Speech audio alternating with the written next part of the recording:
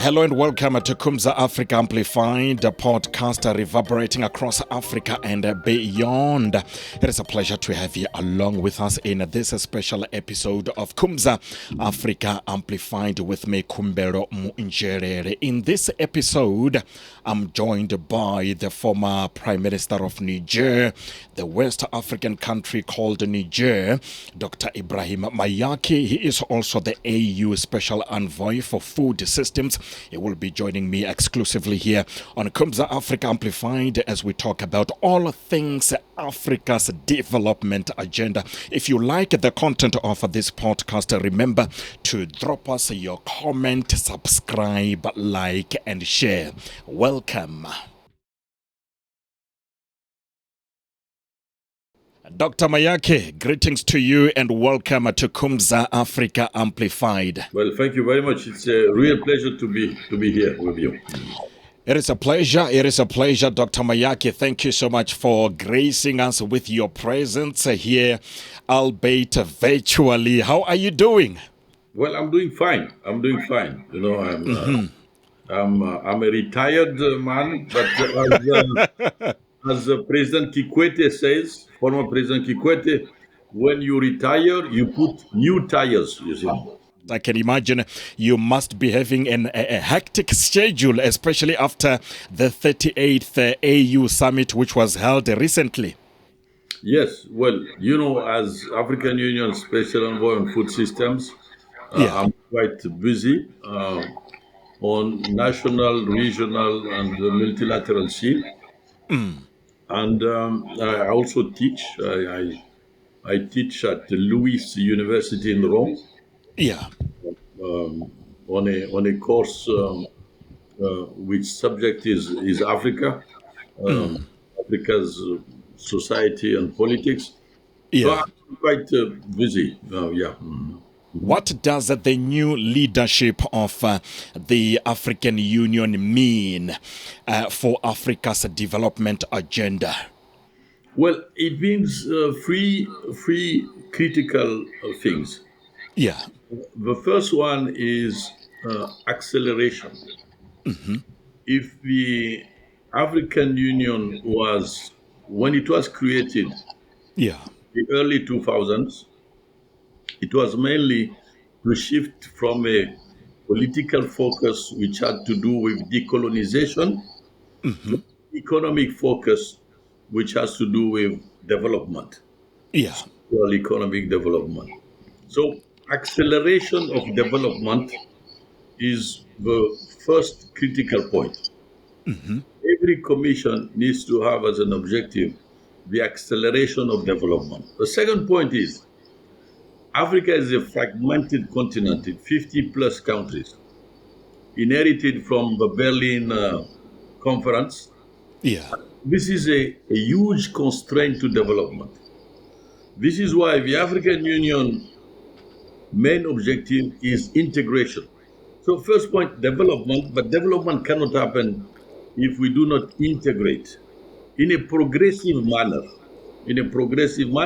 But we need to integrate in order to defend our interest on the global scene.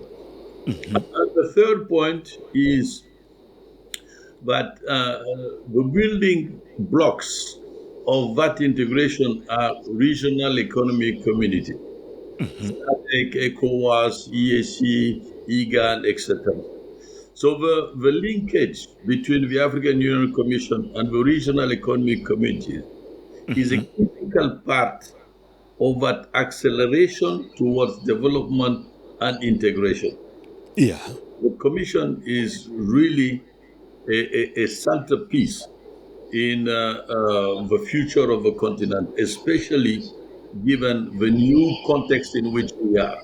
But yours is a huge task, isn't it, as the Special Envoy for Food Systems?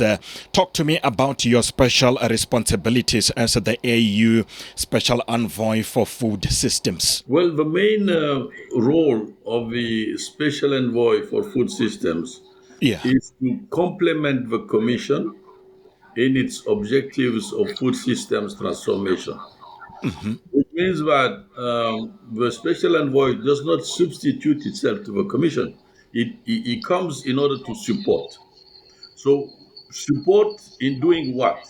First of all, advocacy. Advocacy for the protection of Africa's interest within the multilateral forum, the UN, the G20, the G7, etc. So, advocacy is critical. Secondly, mobilization of resources, but not mobilization of resources in terms of ODA, but Yeah. mobilization of resources nationally and regionally. As you know, Africa's finance gap is quite important for development. Yeah. But first of all, we need to count on ourselves more than we can count on aid. And in any case, aid is erasing. The third role of the special envoy is to make sure that there is an alignment between all the strategies which are developed regarding food systems transformation. We have Yeah. quite a number of strategies which are focused on agriculture as such, but also strategies regarding climate, strategies regarding infrastructure, etc. So all these frameworks need to align in order to focus on food systems transformation. So, advocacy, mobilization, and alignment. You are talking about the issue of alignment with regard to the strategies that you are outlining, Dr. Mayaki. But are you getting a sense that there is indeed an alignment happening across the continent with regard to the strategies aimed at food sustainability on the continent? It's a very hard task, and it depends a lot. According to regions, according to the member states, to the governments, it's a very Yeah. hard task. It is a task which will take time, but we are like soldiers on a battlefield. So we need to maneuver on that battlefield. Yeah. We cannot be pessimistic. So maneuvering in that battlefield means that we need to make sure that governments, national governments, are equipped with the necessary information regarding all the strategies. They need to be informed of the fact that these strategies are there to defend their interests. So it's a win-win interaction. So that needs a lot of conviction, power, arguments, etc. Secondly, uh, uh, it's important to revise a little bit the concept of national sovereignty Yeah. in order to let go something. If we don't let go something and we stay isolated nationally, we will hardly be able to move as a continent or as regions. So this is a political task. How you convince governments to let go a little bit of their sovereignty, which is in their interest. Um, and thirdly, regarding the alignment, Yeah. we shouldn't go, in every direction trying to please a partner. So we have India, Africa, China, Africa, Europe, Africa, and etc. meetings Yeah. to make sure that our positions are not based on the interest of a partner we are liaising with, but are based on our own interest. So this is what I call alignment. We can partner with anyone, Yeah. but having as a foundation the protection of our interests. And it cannot be done if we don't align our position. And this is why the African Union has pushed toward this concept of common African position in every domain, common African position in climate, Yeah. common African position regarding a seat at the UN Security Council, common African position regarding infrastructure development, Yeah. common African position regarding how we deal with the international financial institution. So, promoting this concept of common African position helps a lot in order to provide the alignment. Because, mind you, these common African positions Yeah. are approved by consensus by all African governments. So, if they are approved by consensus, normally they should be implemented consensually. Niger, the country that you are a citizen of, is amongst the countries that are having low rates when it comes to food security. How does that make you feel? Well, it doesn't make me feel good for sure. It makes me feel sad and Yeah. worried, but worried with also a sense of relative optimism. So let me describe what the situation is. You Yeah. see, Niger was and is still a uranium producing country. Many countries in Europe and beyond have been feeding their nuclear processes, civil nuclear processes, with uranium from Niger. So we have been producing uranium for the last 50 years, but still we are one of the poorest countries in the world. So we have been subsidizing energy in the north, but more than 50% of our population doesn't have access to energy. And when I say that, having been a prime minister, it's also a mea culpa. But Yeah. in the flow of the history of this country, Niger, I think there are two issues that need to be flagged. The first one is the issue of political stability. We have been stable in certain periods of our history, but not in a long period. And this affected a lot the capacities of governments to have an impact in terms of development. Secondly, beyond the political stability, I think the our regional integration process was not sufficiently strong. What do I mean by that? I mean our interaction with all our neighbors in order to have regional strategies to fight for example, food security. I give an example. Niger is in the Sahel region, which goes from Senegal to Djibouti, but in the middle, you have Mali, you have Burkina Faso, and you have Niger. These Yeah. three countries, they face jihadist movements, which are called jihadists, but in reality they are not. So the insecurity is very high. And when you have a high level of insecurity, it's difficult to have an optimal allocation of resources to development. So Yeah. this hindered also our food security. Thirdly, we are the worst hit region in terms of climate change impact. Droughts are very frequent, floodings are very frequent.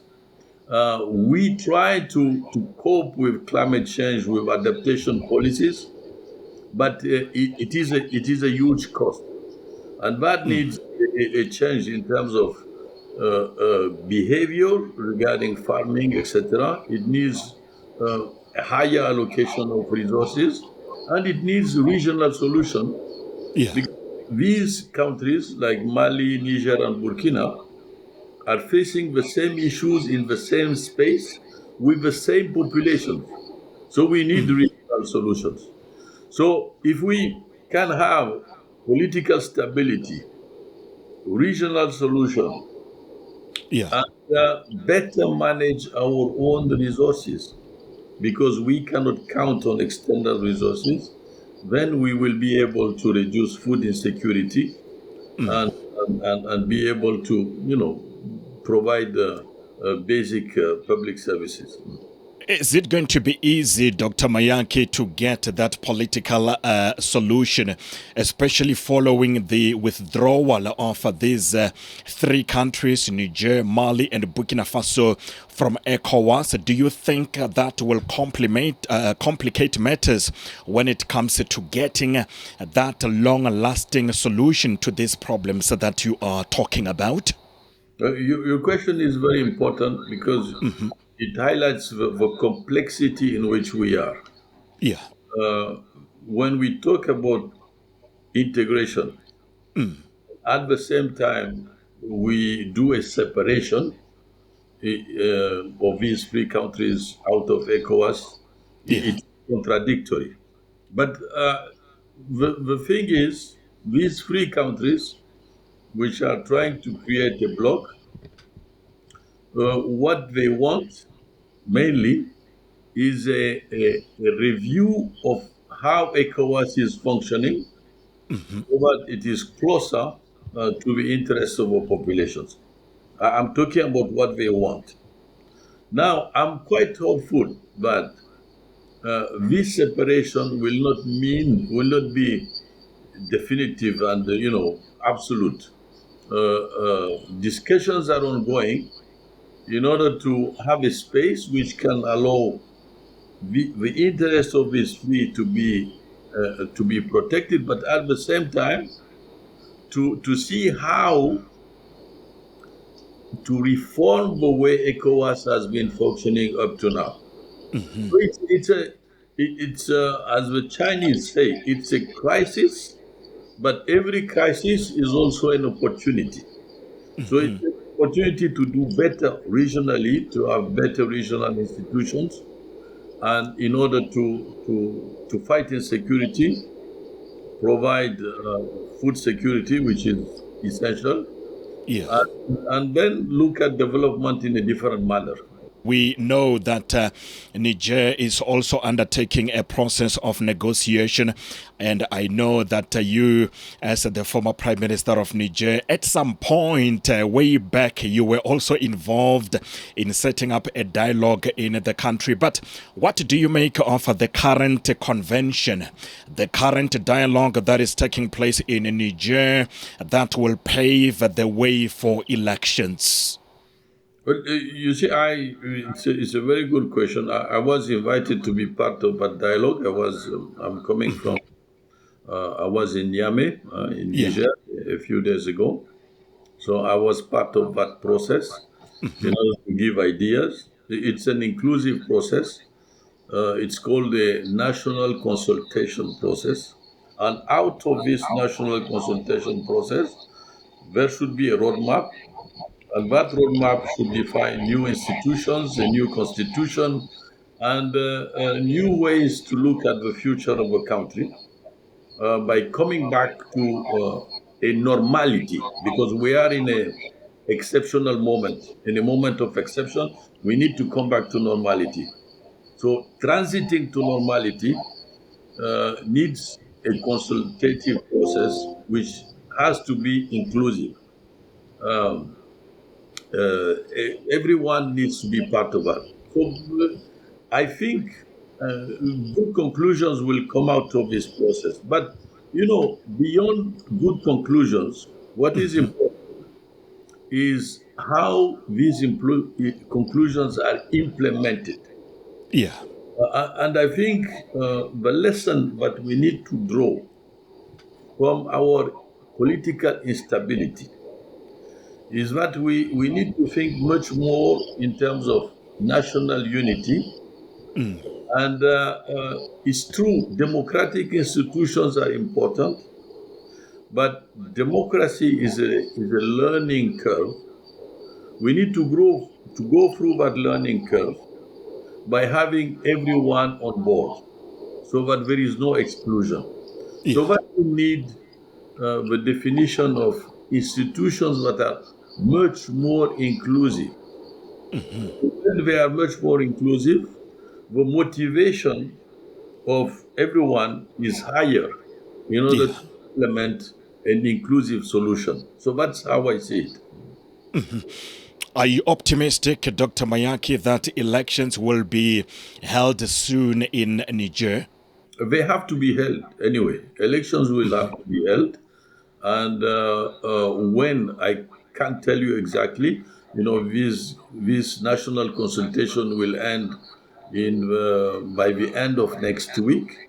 We'll have the conclusions, but it cannot be a process without elections being held. Let's talk about your tenure at NEPAD, Dr. Mayaki.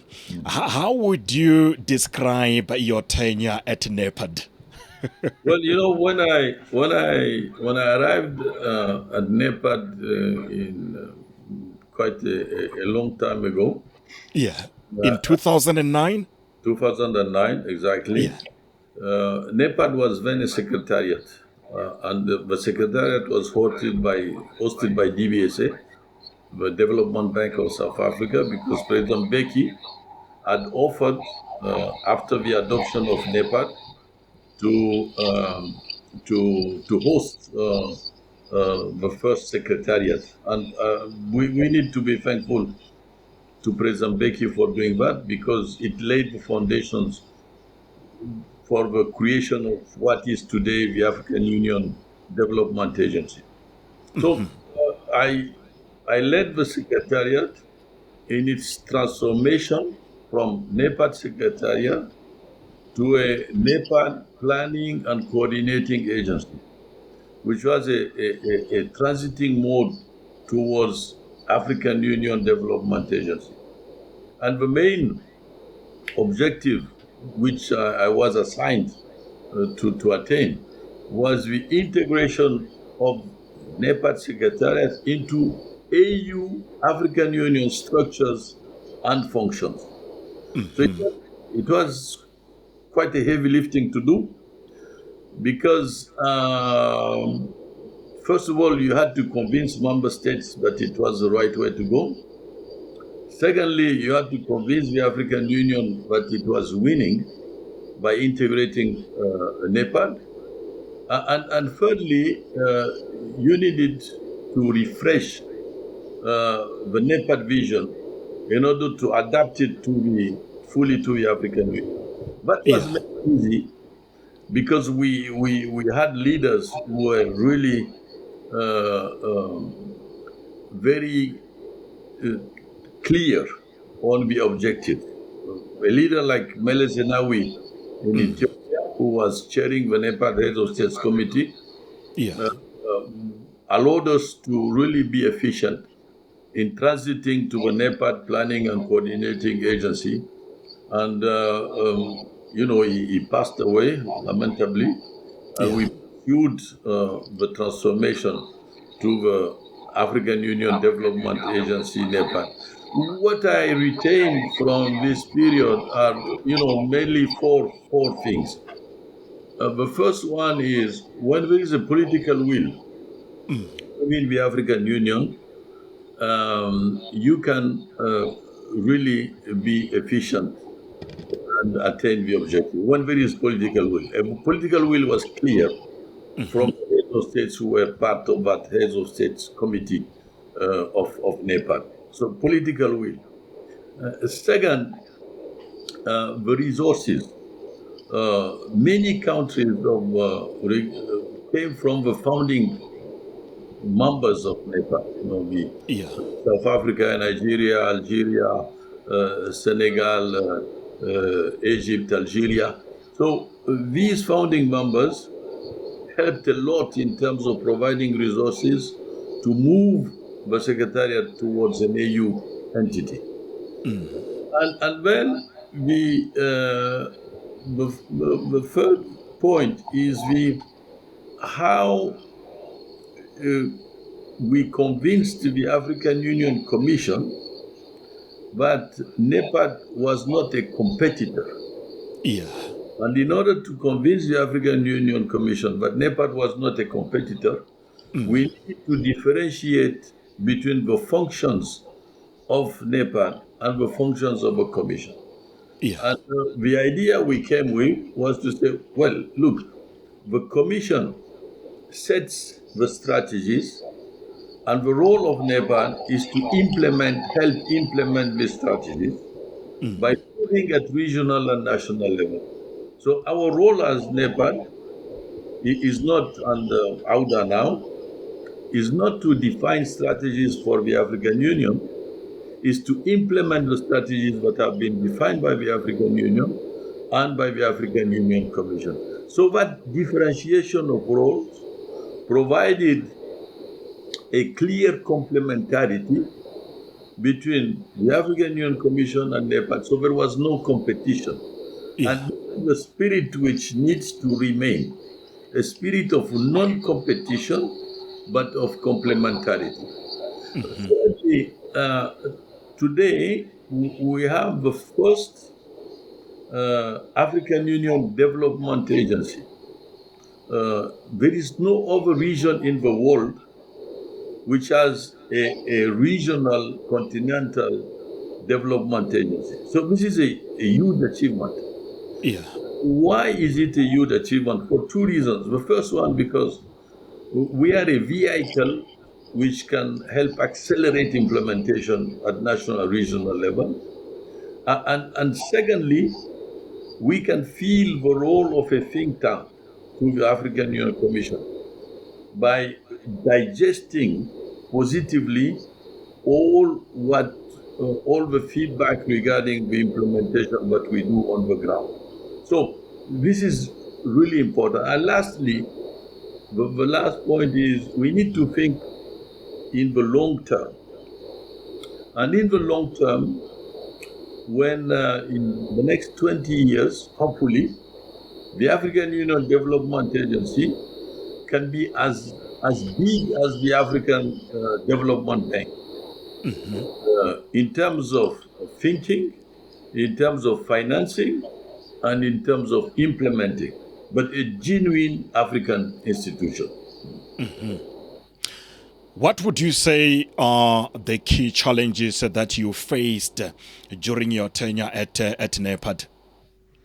I think the key challenges, one is finance, but it's not only NEPAD or it's the whole African Union. You know, budgets around 300 million uh, with highs of 400 millions. And I mean, you can't have an impact, uh, uh, a real impact with its limited resources. So financing is always an issue. And regarding Nepal, you know, the budgets were around 20 million. I'm talking about US dollars, Yeah. 20, 25, 30. And these numbers cannot induce real change. So the challenge there is you need to be clever to target solutions that you can sell Yeah. member states and to critical partners. So you cannot make errors in terms of strategy. You have to be very clever in targeting smart solutions. Yeah. Smart solution in climate smart agriculture, smart solutions in renewable energy, a smart solution in land tenure processes, a smart solution in project preparation regarding infrastructure. So smart solutions. So it's a key challenge, and you do it with a team of experts. So Yeah. it has to be a teamwork. Uh, you and as I always say, when you are the CEO of such an institution, you need to have your hands in the nitty gritty. It gives confidence to your team, and Yeah. at the same time, it helps you move forward. So that's Yeah. one challenge regarding the finance and the smart solution. But the second challenge is uh, convincing member states that you can fill a void uh, which they sometimes they express, sometimes they don't express, because you cannot come in a perspective of adding something to what we are already doing. Yeah. You need to find out what is the specific need so that you can fill it. Mm. And that needs an interaction, a constant interaction with member states. So this is also a challenge because you need to make sure that your teams Mm. tune to the fact of finding what member states need, but Yeah. your capacity can fill.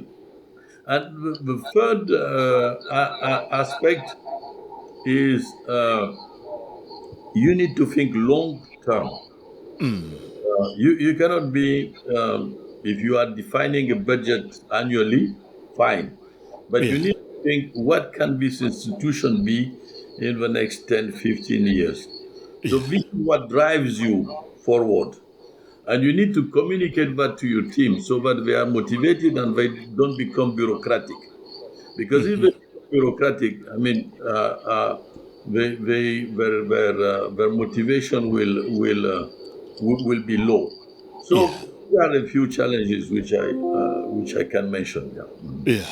The issue of financing, Dr. Mayaki, very critical when it comes to food security here on the continent. Talk to me about the impact of the multilateral institutions in terms of buttressing our budget here on the continent.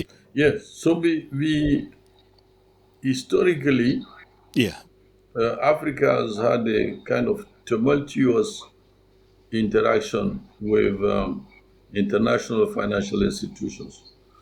One of these tumultuous moments was the structural adjustment programs Yeah. of the 80s. Uh, we adapted ourselves quite importantly after the oil shock of the 70s. And we had issues reimbursing that debt. So we had to liaise with the World Bank and the IMF, etc., in order to see an exit to the management of that debt. And then Africa were imposed structural adjustment programs. And the end objective of these structural adjustment programs was to cut spending on social sectors. And Yeah. this is why extreme poverty went up.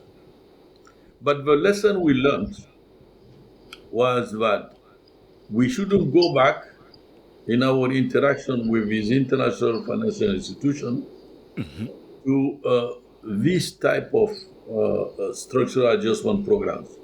Because, mind you, in Southeast Asia, Yeah. they refused to go through structural adjustment programs. They said we will take care of ourselves, we'll better manage our macroeconomic indicators, our public finances, and we'll find ourselves our way out. They did, and that's why they went further, much further than we Africans did. So it's a lesson. The lesson is whenever you interact with international financial institutions, you need to be clear Yeah. on what is your strategy, what is your interest, what are your programs. This is called ownership. You need to own, but you don't go to meet them by begging a support and being imposed a condition and a solution. So we have learned that lesson, and today, in terms of macroeconomic management, we are doing better. In terms of public finances, we are doing better. And in terms of dependence to ODA, we are also doing better. But we need still to be careful. Yeah. We need to be careful because we have public opinions composed of young people who want results right now. You see, when we talk, for example, about Agenda 2063, Yeah. youth tells you, because sometimes we don't explain enough what is Agenda 2063, they say, look, we can't wait 2063 in Yeah. order to find the solutions that will change the continent. We want solutions now. So you need to explain that this long-term agenda is necessary in order to build short and mid-term programs. Yeah. And these programs need to be based on our interests. You will see what I repeat quite frequently, the term interest, because Yeah. as you might see today in the geopolitical context in which we are, interest is the most important concept which is highlighted by everyone. Europe thinks about its interest, the US thinks about its interest, etc. So it's very important for us to make sure that whatever interaction we have with this international financial institution, it is fundamentally based on our interests. Because otherwise, we will have serious governance issues, because which is the majority of our population will not understand what we are doing. So three things.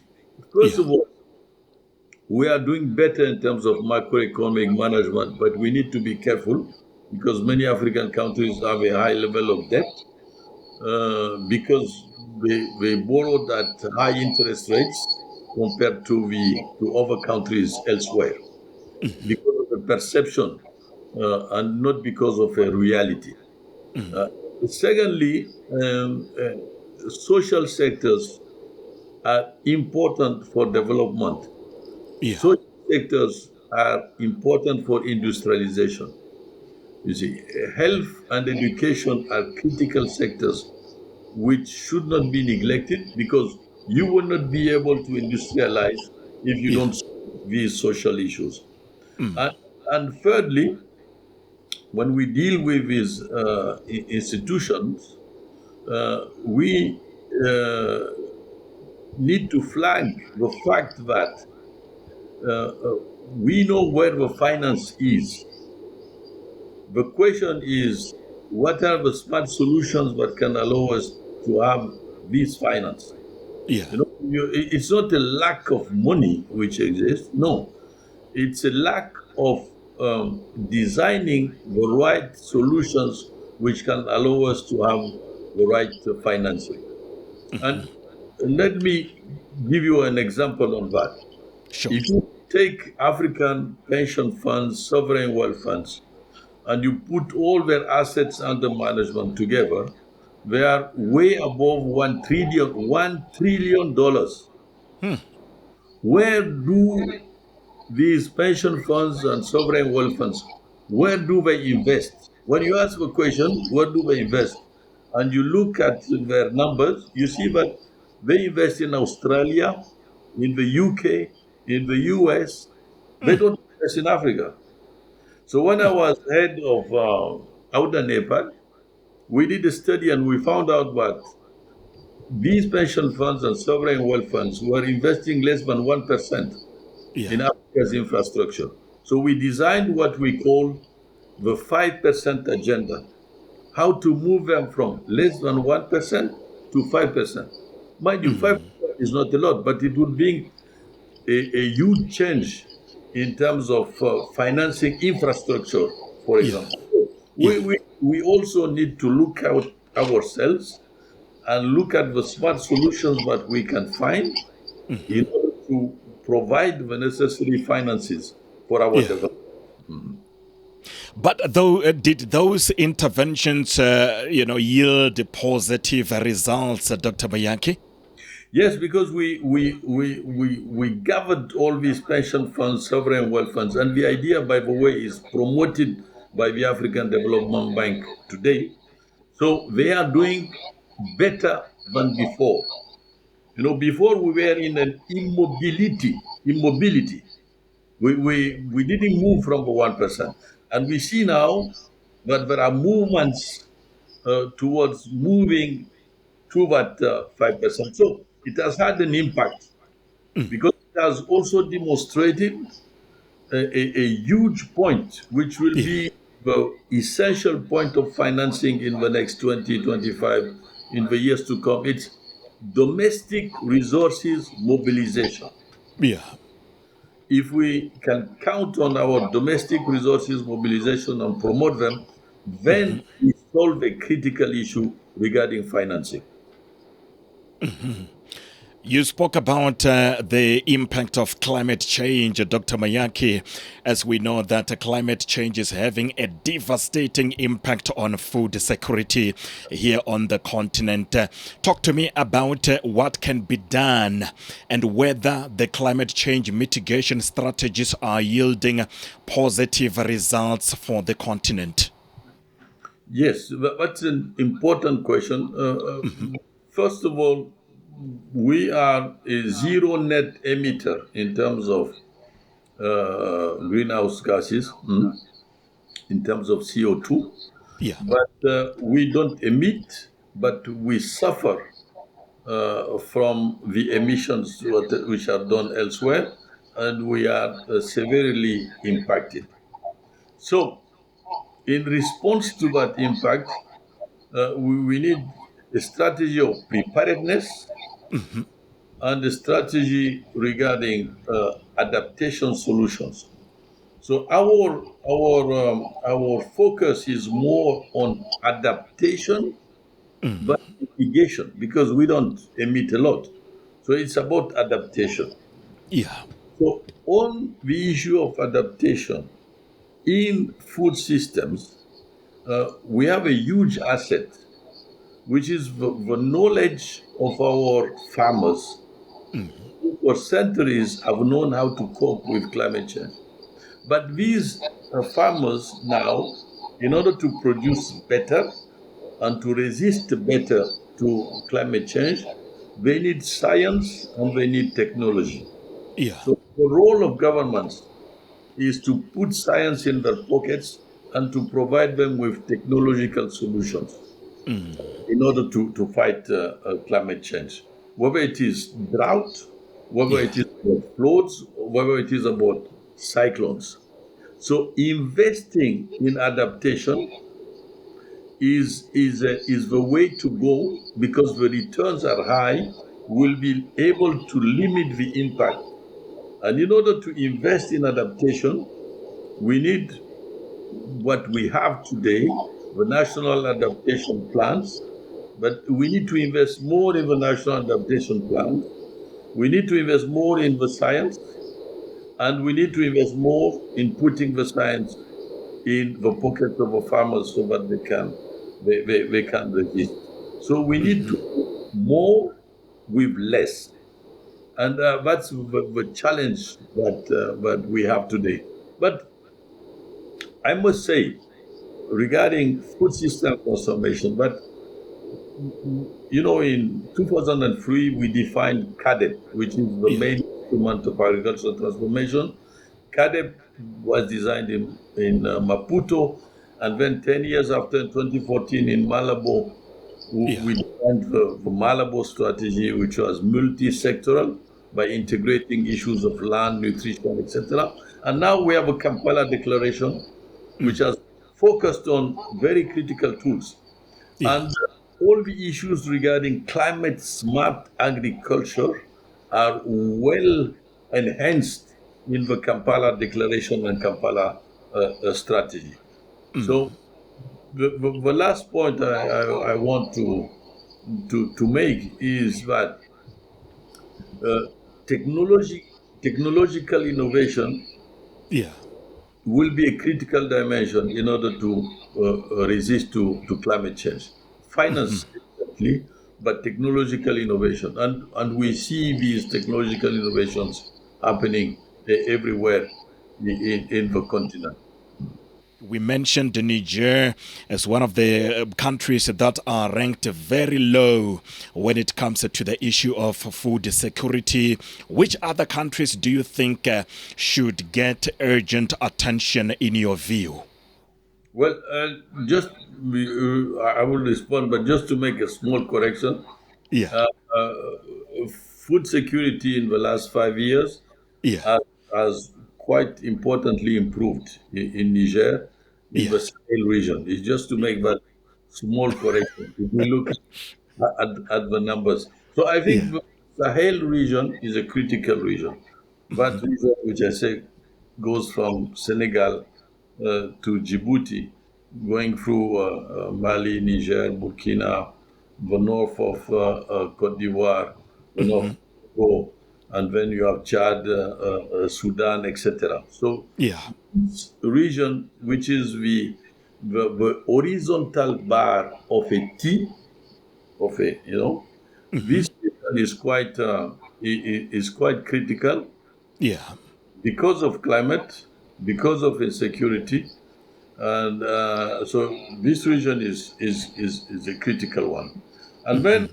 you go in the vertical uh, uh, line of a T, you see, Yeah. uh, which goes from uh, Niger to Nigeria to Hmm. Cameroon, then Congo, and then you can go down to Mozambique and so on. Yeah. This part of the T is also a problematic one. Now, in certain regions, it has to do with instability, like ERC. And the region of the Great Lakes. So it's more about political instability than conditions of production, but it's evidently it is problematic because food security is quite high in that vertical part. Now, if these two regions, they are composed by almost half of member states of the African Union. So it is, and they have ramifications towards other regions. So this is what I would say. We need to treat this problem as a global African problem. And then again, regional solutions are very important in order to tackle this challenge. Talking about tackling the challenges that you are outlining, Dr. Mayaki, South Africa will be hosting a very important summit later this year, the G20 summit, heads of state summit that will be held in November. How important is this summit looking at Africa's development agenda, Dr. Mayaki? Well, first of all, as you know, multilateralism has been weakened in the Yeah. last years. In front of a weakened multilateralism, when you have spaces like the G20, which are emerging as quite dynamic spaces, they need to be reinforced. And as you know, the African Union has a seat at the G20. This is why now it's called the G21, not the G20. The European Union has a seat, the African Union has a seat. So having an African country, member of the G20 and chairing the G20 is an important moment in order to enhance Africa's agenda. And I think this is what South Africa's leadership is pushing towards to. It is working very closely with the African Union when this is about alignment, and it is pushing Africa's agenda and particularly in terms of food systems transformation. In the last G20 chaired by Brazil, Brazil enhanced a priority regarding food security and linkages between food security and poverty. This initiative led to a global alliance, and South Africa is supporting this global alliance and is also prioritizing the food systems transformation agenda. And I think why will it be important now in November? For three reasons. The first one is Africa will be heard through South Africa's voice Yeah. very importantly, and the message will be critical, especially in the turmoils, the global turmoils in which we are. So, first of all, Africa's voice will be amplified. Hmm? Secondly, our priorities will be known by all our partners in the G20. Yeah. the partners which are linked to the BRICS and the partners which are not linked to the BRICS. So it means that we have a platform that can allow us to say our priorities are 1, 2, 3. It's about financing, it's about food, it's about reforming the global financial architecture. So I think that's a good and important point. And the third point is that then again, we can lay the foundation of a long-term strategy regarding how we behave, South Africa and the African Union, within the community. And I'm sure this is what South Africa is thinking and is working on. And when you look at the last meetings of the finance ministers of the G20 and the foreign affairs ministers of the G20, which took place in South Africa, Yeah. the South Africa played a critical role in enhancing these positions. We are quickly running out of time, Dr. Mayaki, but I cannot finish this conversation without talking about whether you have got any ambition of going back and serve the people of Niger in any government cabinet position or position, Dr. Mayaki? No, I don't have that ambition. I did a lot of politics when I was younger. Now, I'm a consultant. I'm Yeah. a free and benevolent consultant, thinking about the interest of my people and Yeah. seeing how these interests can be protected, enhanced, and implemented. So the question is not Yeah. there is a life outside cabinet. That life outside cabinet, mind you, is a very pleasant life. If you know how to manage it, it's a very pleasant life, and Yeah. you can be as useful as in a cabinet. Yeah. Yeah. What kind of a legacy would you like to leave behind?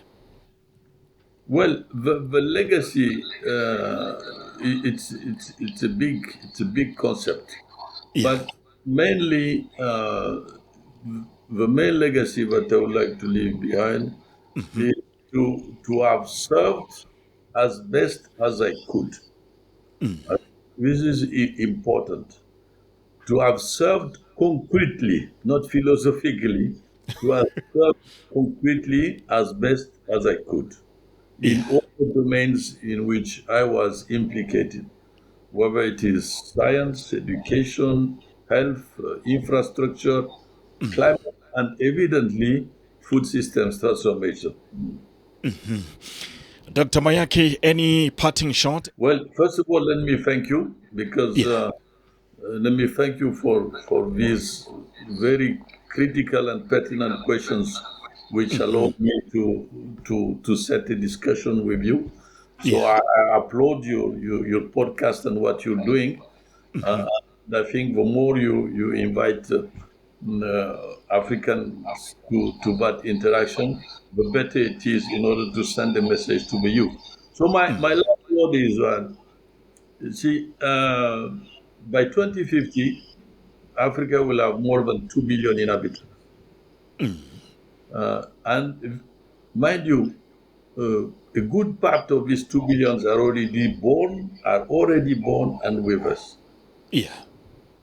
All what we do needs to take into account that figure, 2 billion point something inhabitants in 2050, Yeah. and the majority of them will be young. So the Africa we know today will be hugely transformed by 2050. How do we make sure that that transformation is accompanied by governments, civil society, the private sector, is the most important question that we must ask ourselves. Because this is a demographic revolution. So we need to have a mental revolution and an institutional revolution in order to accompany this demographic revolution. But help us position ourselves as a significant component of the future and of a global scene.